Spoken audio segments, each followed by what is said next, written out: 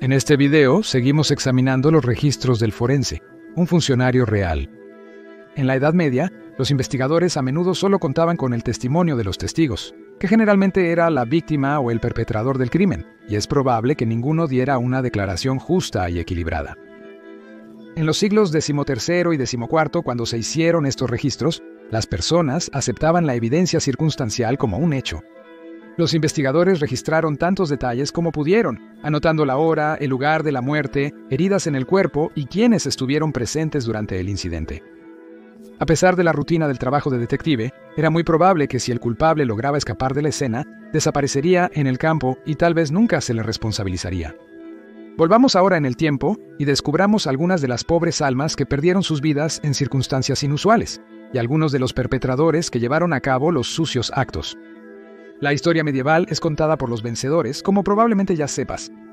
En general, quien sostiene la pluma decide cómo se recordará la historia. Pero también nos gusta explorar las profundidades turbias de la Edad Media, mirar más allá de la superficie y descubrir el drama de la vida real y cómo vivían realmente las personas en el periodo medieval. La golpiza de John Lawrence. El lunes antes de la fiesta de San Jorge, el mártir, en el 25º año del reinado del rey Eduardo, John Lawrence murió en su alojamiento en la parroquia de San Pedro en el Bailey. Ese mismo día, su cuerpo fue visto por Adam de Spalding, el forense. No había heridas en el cuerpo de John, pero había sido golpeado severamente. El forense llamó a 4 hombres de las parroquias cercanas para investigar y realizar una investigación el mismo día. Los hombres juran que un domingo de Ramos, un hombre llamado David de Northampton estaba en la calle cerca de su alojamiento en la parroquia de San Miguel del Norte. Era tarde y él caminaba bajo el muro norte de la ciudad. Mientras David caminaba rezando fervientemente, John Lawrence se le acercó y lo empujó 2 veces con el hombro, intentando provocar una pelea. David pidió que lo dejaran en paz y entró en su alojamiento, pero John llegó a la puerta y la golpeó 2 veces. David salió con un bastón y golpeó a John en la cabeza con él. Cuando John cayó al suelo, David, citando, lo golpeó con el bastón en sus hombros, espalda y riñones y en todo su cuerpo, a causa de lo cual murió el lunes mencionado.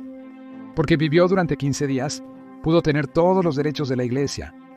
No obstante, previamente, los 2 hombres fueron citados por el comisionado del canciller de la Universidad de Oxford, maestro John Bloyo, y sentenciados a prisión. Mientras estaban allí, los 2 hombres hicieron las paces por el consejo del comisario y fueron liberados. David dejó la ciudad y desapareció.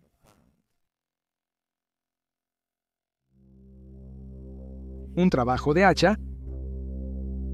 Philip Port de Westwall fue encontrado muerto en la parroquia de San Pedro en el este. Esto fue el lunes después de la fiesta de San Gregorio, el Papa. Philip fue encontrado el 8 de marzo, 1305, alrededor de las 9 de la mañana bajo la pared norte del pueblo. Richard de Canterbury lo encontró y dio la alarma. Su cuerpo fue visto ese mismo día por Ralph de Hampton y John Frances, 2 hombres que habían sido elegidos por el alcalde y los alguaciles. Esto se debía a que los forenses de la ciudad estaban ausentes en el parlamento del rey. Se encontró que Philip tenía una herida, cita, en la parte frontal de su cabeza de una oreja a otra, de modo que todos sus cerebros estaban esparcidos afuera y tenía otra herida a través de su rostro hasta dentro de los dientes, de 4 pulgadas de largo y 1 pulgada de ancho, y su mano derecha había sido cortada y yacía a su lado. Parecía como si hubiera sido atacado con una hacha llamada spad. Ese mismo día, se llevó a cabo una inquisición ante Ralph y John y otros 10 hombres de la parroquia de San Pedro en el este que habían jurado 6 hombres de la parroquia de Santa María la Virgen y 7 más de todos los santos.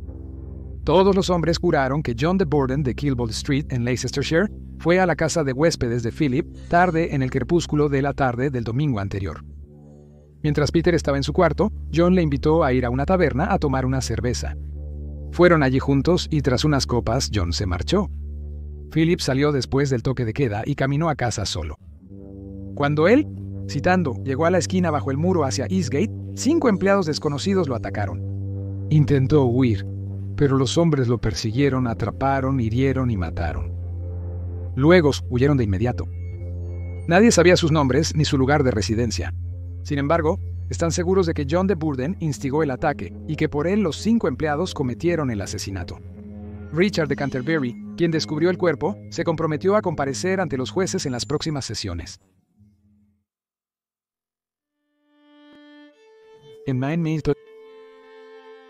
En defensa propia, el jueves de la exaltación de la Santa Cruz en el año 1298, siendo el 19 de septiembre y el 26º del rey Eduardo, John Burrell murió en la cárcel. El viernes por la mañana, el forense Adam de Spalding vio su cuerpo. John tenía, cito, una herida mortal en la corona de su cabeza, de 6 pulgadas de largo y en profundidad llegando al cerebro. Tenía otra herida menor en la frente. La investigación se realizó ese día, y el forense convocó a hombres de 4 parroquias cercanas. Los hombres juraron bajo juramento que el jueves pasado, un John Burrell fue visto en una taberna de cerveza tarde en la noche. Era la casa de Thomas de Staunton y había otros empleados allí de Irlanda, incluyendo a John de Southwark. Estaba sentado en la casa de bebidas con un empleado llamado Nicholas de Ullery y otro grupo. Después de un rato, surgió una discusión entre ambos grupos y los hombres salieron.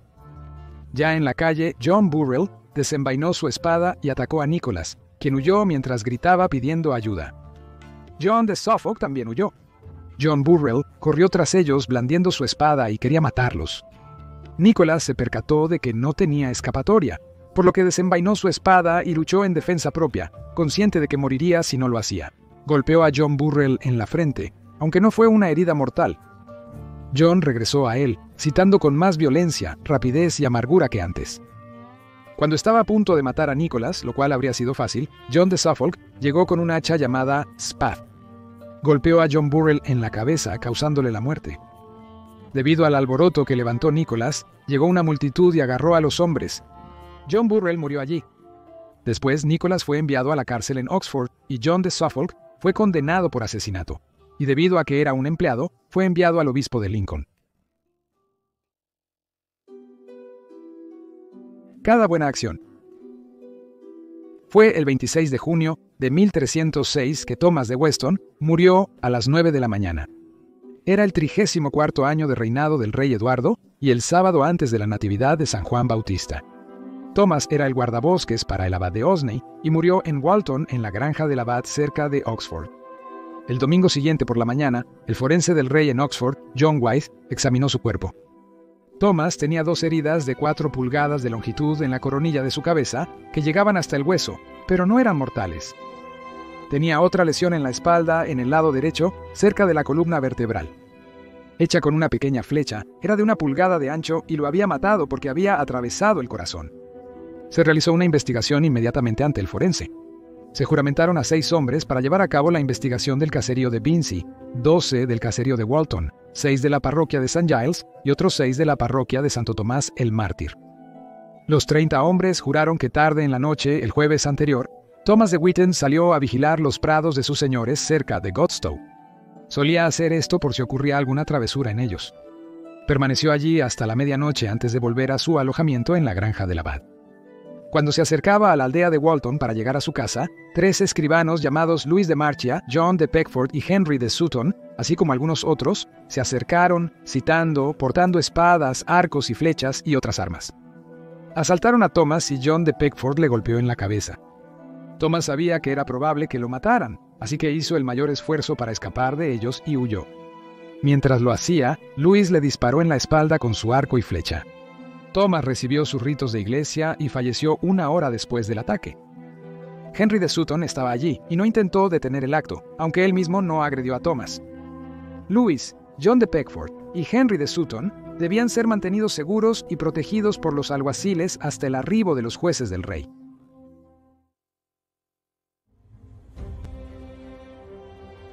Clero versus laicos. El viernes, después de la fiesta de los apóstoles San Matías en 1296, el año 26 del reinado del rey Eduardo, el secretario Folco Naimerich murió en su alojamiento en la parroquia de Mildred, Oxford. El sábado siguiente, Folco fue visto por el forense del rey, John de Osney. Folco tenía una herida en su ojo izquierdo causada por una pequeña flecha que había penetrado su cerebro, casi atravesando su cabeza. El forense Adam de Spalding realizó una investigación y juramentó a 24 hombres de las parroquias cercanas como jurados. Todos dijeron que en la fiesta de San Matías, que era un lunes, Folco, junto con varios otros empleados y sus administradores de colegio, caminó por la calle principal entre las iglesias de Todos los Santos y Santa María. Después de las 9 de la mañana, atacaron con arcos, flechas, espadas, hondas, piedras y escudos a todos los laicos que encontraron, hiriendo gravemente a muchos. También irrumpieron en tiendas y casas y robaron los bienes y enseres que había dentro. Falco, sin flechas, llegó a la casa de Edward de Hales y su esposa Basilia. Falco y sus compañeros atacaron la casa. Edward defendió su hogar con su arco y desde una cámara superior disparó una flecha al ojo izquierdo de Falco mientras éste miraba por encima de su escudo. Falco fue llevado a casa donde murió, tras recibir sus derechos eclesiásticos. Edward fue llevado ante el forense y enviado a prisión. Escapó el día de Navidad de 1298 y pidió santuario en la iglesia de San Miguel. Después de 12 días, se rindió y se le permitió abandonar el reino. Este fue un caso de ciudad contra universidad y ambos lados apelaron al rey. Una de las quejas de la universidad fue que los asesinos de Folco eran un sacerdote y un erudito de la ciudad. Secretarios participaron en un jurado de un médico forense en una investigación en interés de la ciudad.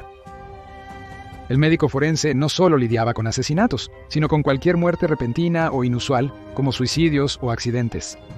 Como la muerte de John de Newcham, fallecido en diciembre de 1301, era empleado y maestro de niños.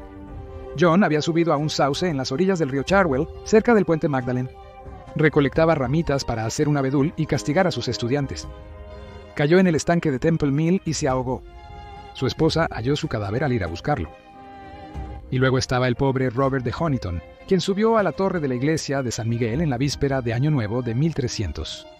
Iba a tocar las campanas en celebración, pero nunca llegó tan lejos porque cayó por una trampilla y murió. Gracias por ver este episodio, nos vemos la próxima semana.